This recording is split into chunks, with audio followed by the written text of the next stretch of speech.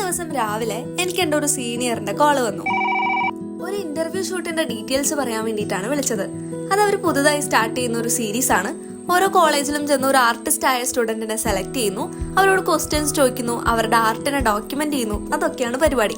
And ആ കോളിന്റെ last ആണ് എന്നോട് പറയുന്നത്, താനല്ല ഇന്റർവ്യൂ ചെയ്യുന്നത്, തന്നെയാണ് ഇന്റർവ്യൂ ചെയ്യുന്നതെന്ന്. അങ്ങനെ പ്ലാൻ ചെയ്ത് വളരെ പെട്ടെന്ന് തന്നെ നമ്മൾ ഷൂട്ട് സ്റ്റാർട്ട് ചെയ്തു. സിയാദക്ക, നെട്ടിശ്ശേരി, പപ്പുചേട്ടൻ, ഇവർ 3 പേരാണ് ഉണ്ടായിരുന്നത്. നമ്മുടെ കോളേജിൽ വെച്ചിട്ട് തന്നെയായിരുന്നു ഷൂട്ട് ഉണ്ടായിരുന്നത്.